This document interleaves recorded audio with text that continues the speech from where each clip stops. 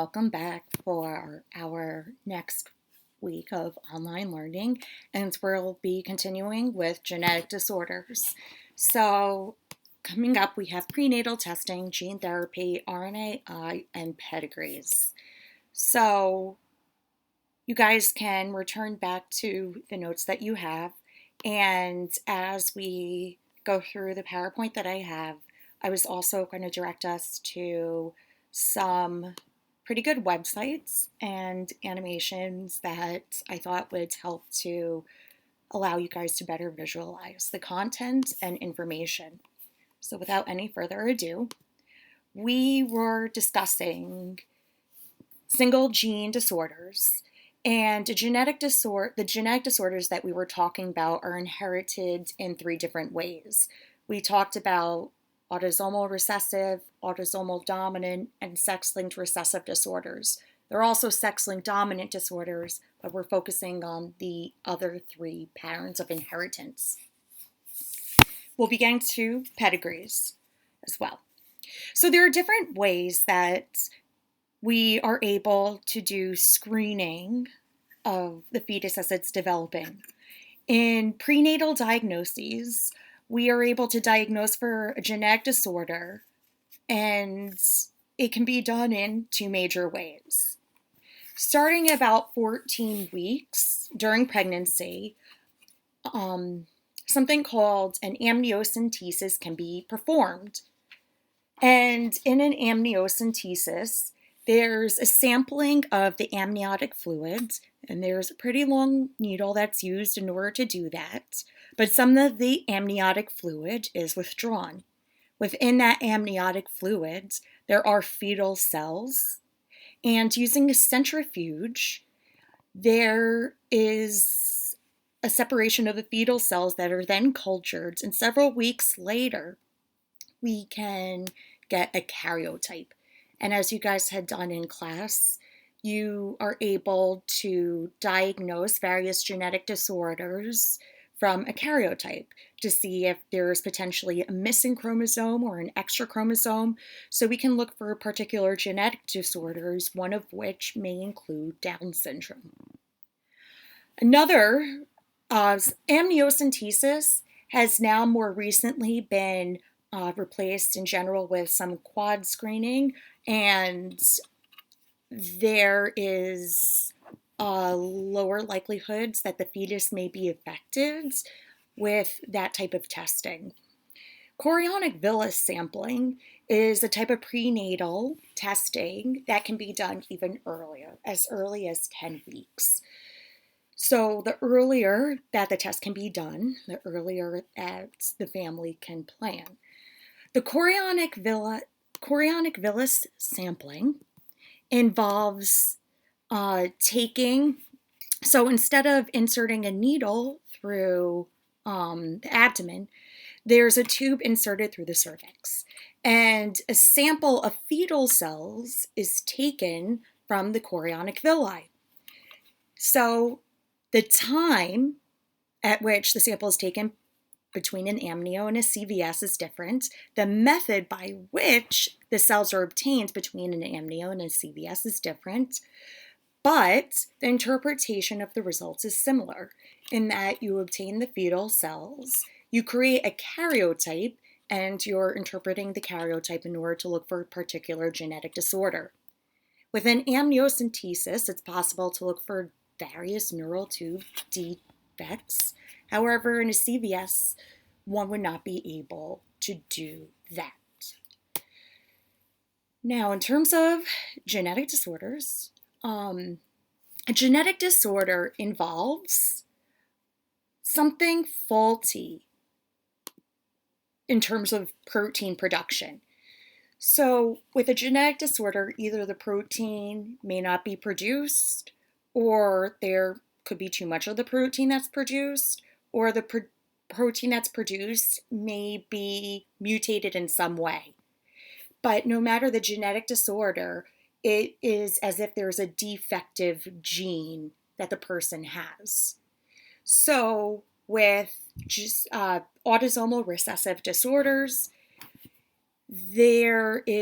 although there's a defective copy of the gene, is there a way that we can introduce an effective copy of the gene? So if we think about the genotypes of various autosomal recessive disorders, if you think about it, if someone has cystic fibrosis, right? So we can say that capital A is for the dominant functional allele, and we can say that the recessive A is for the non-functional allele. So if we have someone who is homozygous dominant, they have two functional copies of the allele. If we have someone who is capital A, lowercase a, that person may be a carrier of the allele for the condition, but not necessarily have the condition. So this person would be normal. They would not have cystic fibrosis.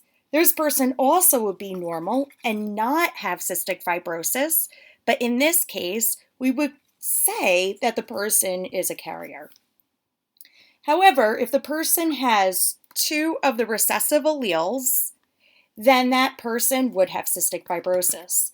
And the reason why they have cystic fibrosis is because they do not carry a functional copy of the gene in order to produce a functional copy of the protein. So what gene therapy is and tries to achieve is essentially inserting a functional copy of the protein. It's as if we would make the person that, if you think about it. So with all this information, we are trying to find ways to not just treat these disorders, but perhaps cure them. Gene therapy is based on the idea of trying to replace a bad copy of a gene with a good copy or normal copy. The challenge is finding a safe way to give the person a new gene. It's not as easy as it sounds. Now, how does the gene get introduced into the person? We need a vector in order to do that. So a vector is a molecule or living or non-living thing, if we consider it to be a virus, that would carry the gene into the person. So a vector is a vehicle that we could use to deliver the gene to the correct cells. So there's a number of trials that have been done since 1999 with basic cold viruses, which would be the adenovirus, which we added genes to the capsids. The issue is that it does cause an immune response because we are using the cold virus. So scientists are still working on new alternatives. So some possible vectors include, actually it's at this point that I wanted to share a video with you guys, a short video which I think explains this pretty well. So without further ado, I will just share this here.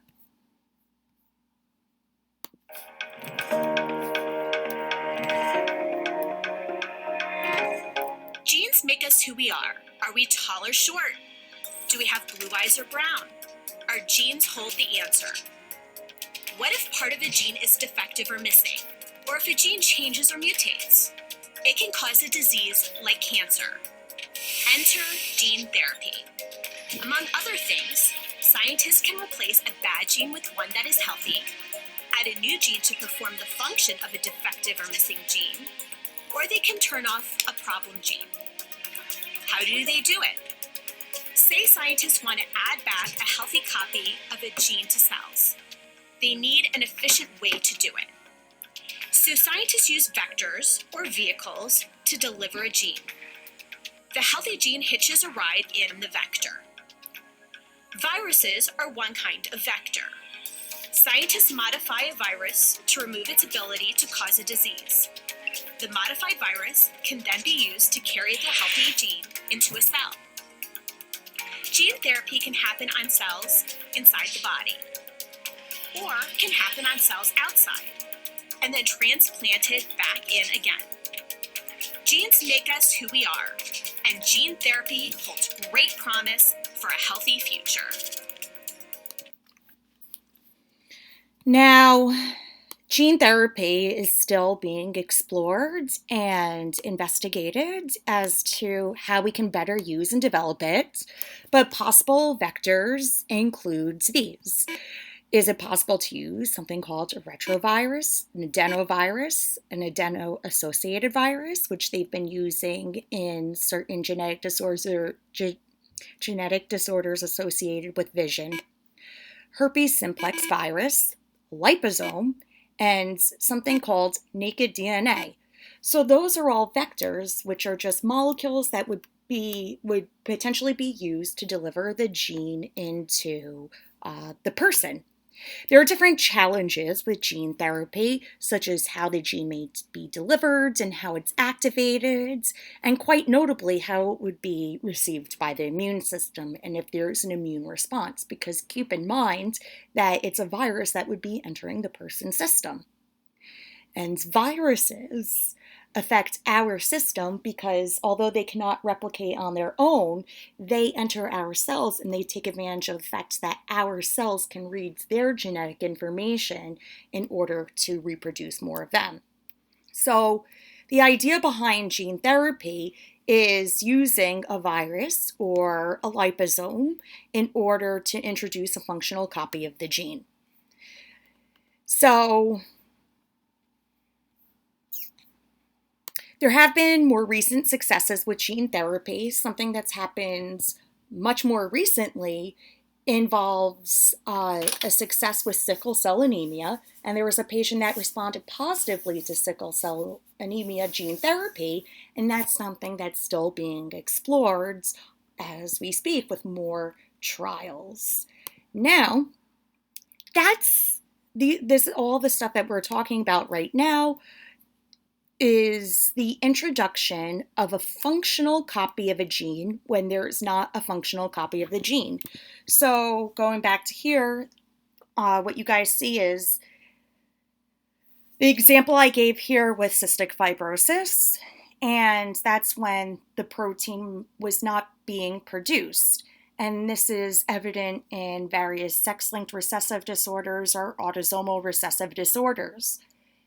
But Huntington's is an autosomal dominant disorder. So the problem there is that there could already be a good gene, but the bad one interferes with it. So people who have Huntington's could be heterozygous. So someone with Huntington's may be capital H, recessive H.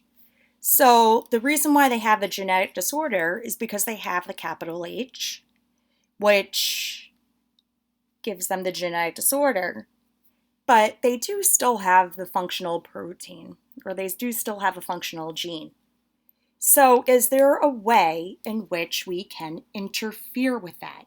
Is there a way in which we can interfere with the transcription and translation of that bad gene or the bad protein? So there's something called RNAi, and the I in RNAi stands for interference.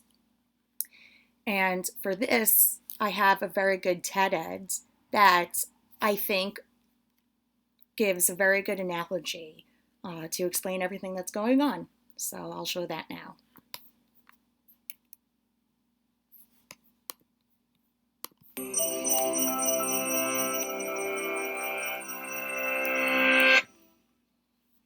You can think of your cells as the kitchen in a busy restaurant.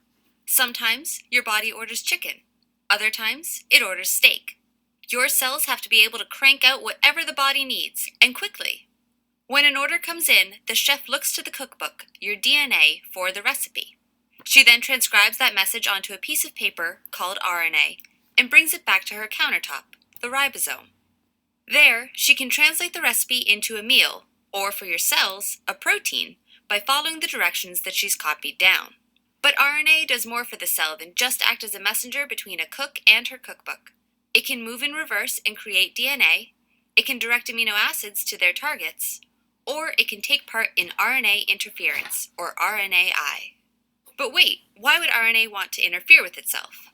Well, sometimes a cell doesn't want to turn all of the messenger RNA it creates into protein, or it may need to destroy RNA injected into the cell by an attacking virus. Say, for example, in our cellular kitchen, that someone wanted to cancel their order or decided they wanted chips instead of fries. That's where RNAi comes in. Thankfully, your cells have the perfect knives for just this kind of job. When the cell finds or produces long, double-stranded RNA molecules, it chops these molecules up with a protein aptly named dicer. Now, these short snippets of RNA are floating around in the cell, and they're picked up by something called RISC, the RNA silencing complex. It's composed of a few different proteins, the most important being slicer. This is another aptly named protein, and we'll get to why in just a second. RISC strips these small chunks of double-stranded RNA in half, using the single strand to target matching mRNA, looking for pieces that fit together like two halves of a sandwich. When it finds the matching piece of mRNA, RISC's slicer protein slices it up. The cell then realizes there are odd, strangely sized pieces of RNA floating around and destroys them, preventing the mRNA from being turned into protein. So you have double-stranded RNA, you dice it up, it targets mRNA, and then that gets sliced up too. Voila! You've prevented expression and saved yourself some unhappy diners. So, how did anybody ever figure this out? Well, the process was first discovered in petunias, when botanists trying to create deep purple blooms introduced a pigment-producing gene into the flowers. But instead of darker flowers, they found flowers with white patches and no pigment at all. Instead of using the RNA produced by the new gene to create more pigment, the flowers were actually using it to knock down the pigment-producing pathway, destroying RNA from the plant's original genes with RNAi and leaving them with pigment-free white flowers. Scientists saw a similar phenomena in tiny worms called C. elegans, and once they figured out what was happening, they realized they could use RNAi to their advantage. Want to see what happens when a certain gene is knocked out of a worm or a fly? Introduce an RNAi construct for that gene and bam, no more protein expression. You can even get creative and target that effect to certain systems, knocking down genes in just the brain or just the liver or just the heart. Figuring out what happens when you knock down a gene in a certain system can be an important step in figuring out what that gene does. But RNAi isn't just for understanding how things happen. It could also be a powerful therapeutic tool and could be a way for us to manipulate what is happening within our own cells. Researchers have been experimenting with using it to their advantage in medicine, including targeting RNA in tumor cells in the hopes of turning off cancer-causing genes. In theory, our cellular kitchens could serve up an order of cells, hold the cancer. So I like this video because I felt that it did a much better job with the animation and dynamics than I could just simply explaining it with the PowerPoint.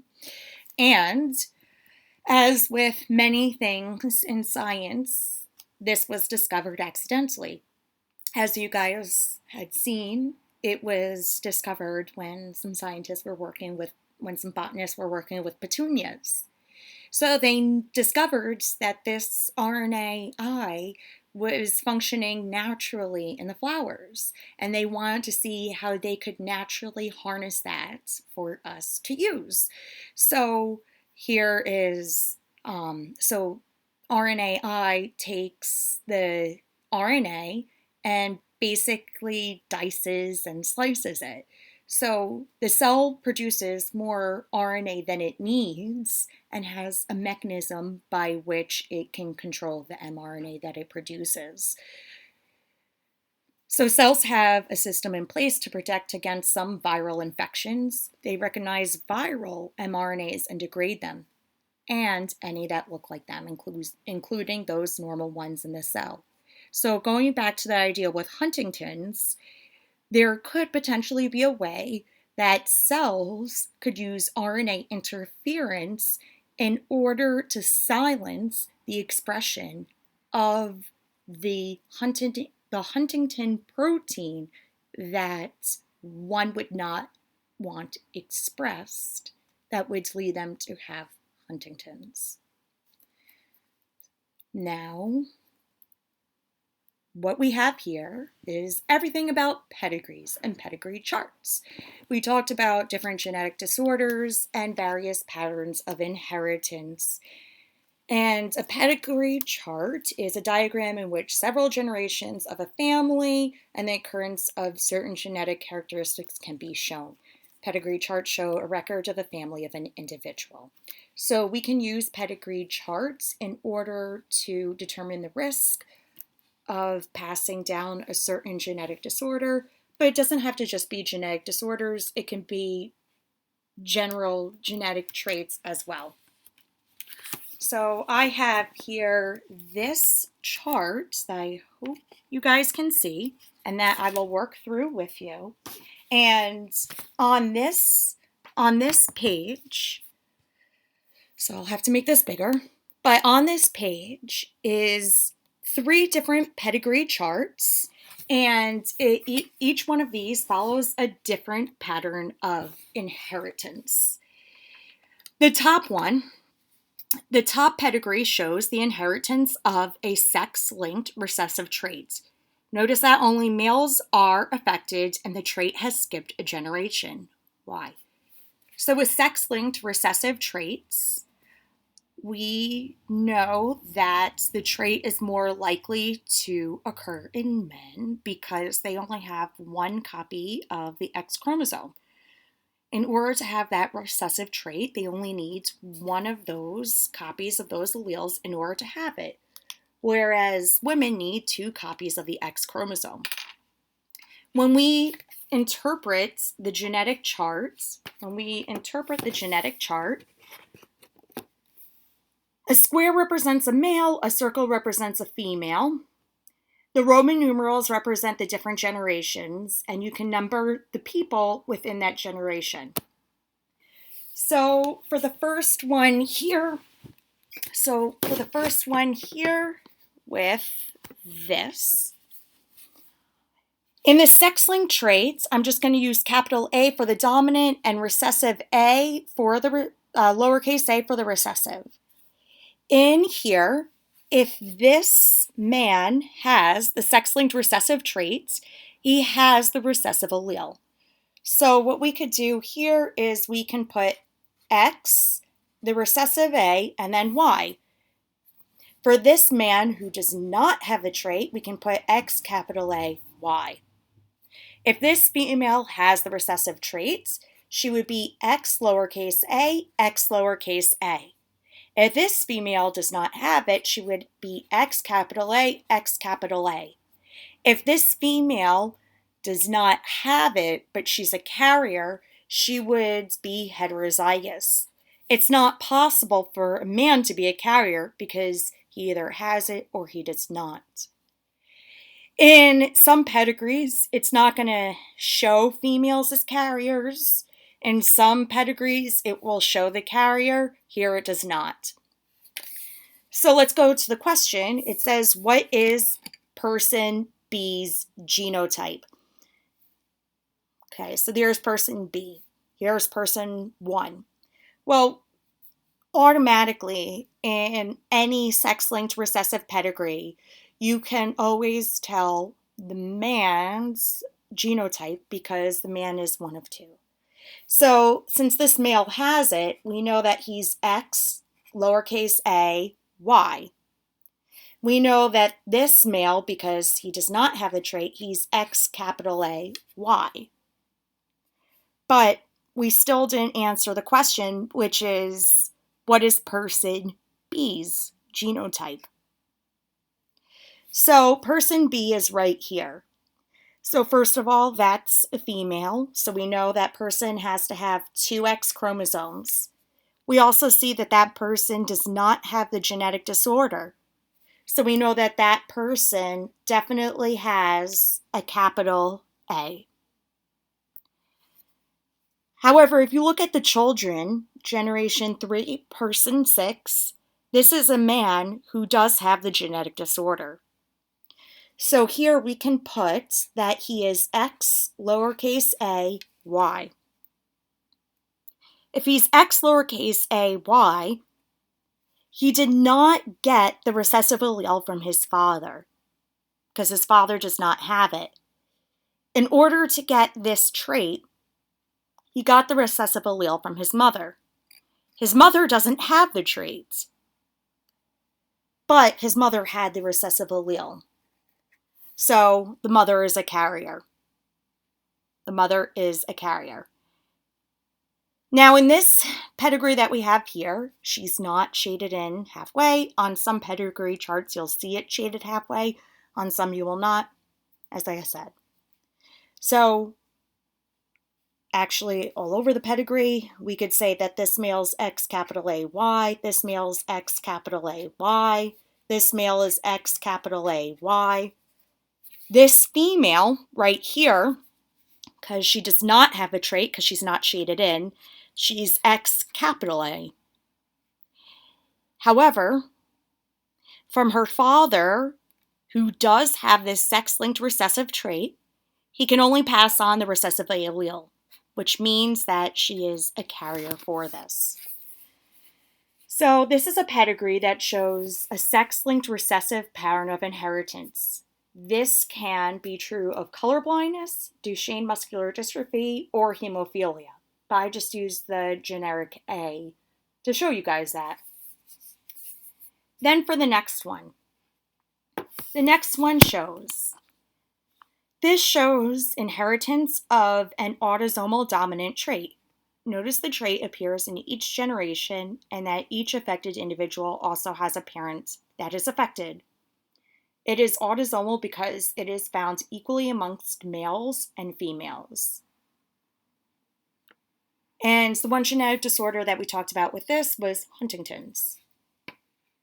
Now, in this type of pattern of inheritance, anyone who has the disorder, well, just as with the other ones, anyone who has the disorder would be shaded in. Anyone who does not have the disorder is not shaded in. So if we're going to assign genotypes here, anyone who does not have it, the only possible genotype for them would be 2 recessive A's.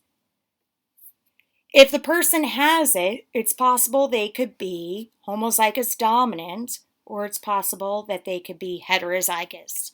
Either one of those is a possibility. So in this case, the one genetic disorder, like we said, that we discussed was Huntington's. And you could go ahead and just assign to everyone who's unshaded the homozygous recessive genotype, all around here, just like this. So essentially, if you do not have Huntington's, you know your genotype. You know that you're homozygous recessive. We can then go backwards and determine the genotype for all the people who do have Huntington's. So for generation 2, person 2, this person, actually denoted letter C, has it, so they have to have a capital A. But if you look back, their mother does not have the trait. So that mother passed on a recessive A allele. If we go over here to generation 3, person 5, this person has the trait. So they have to have a capital A. However, this person's father did not have it, so they passed on a recessive A. And over here, generation 3, person 2, this person has the traits. There's a capital A. And still, in this instance, that person's mother does not have it and passed along a recessive A. So that's how we're able to interpret an autosomal dominant trait pedigree. Then for the bottom one, this pedigree shows inheritance of an autosomal recessive trait. Notice the trait does not appear in each generation, although it may. People affected do not have to have parents affected, and that's because their parents could both be carriers. Now, I realize I didn't answer the why in this pedigree, but the reason why it can skip generations is because the trait could be hidden as a recessive allele in the 2 parents. So back down here, the different genetic disorders that we said that could be autosomal recessive includes PKU, cystic fibrosis, and sickle cell anemia. So in this case, to note the genotypes that go along with each of these notations.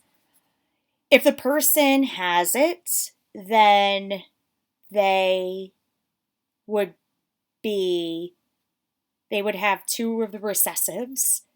But in order for the person to be normal, they could be homozygous dominant or they could be heterozygous. And again, in this situation as well, the person who's heterozygous is referred to as a carrier because although they do not have it, they do carry the recessive allele. So we can go back and we can assign genotypes to the people in this pedigree. And here, everyone in this family, in this branch of the family who does have it, is homozygous recessive. So let's say it's sickle cell anemia, they're homozygous recessive, and they all have it. If we go to generation 2, parents 3 and 4, or persons 3 and 4, both of these individuals, in order to have a child or a daughter that has it, both of them would have had to have been carriers. Because both of them are normal, but they both carried a recessive allele in order to pass that along. If we go to generation 1, person 2, this person has the trait, so they're homozygous recessive.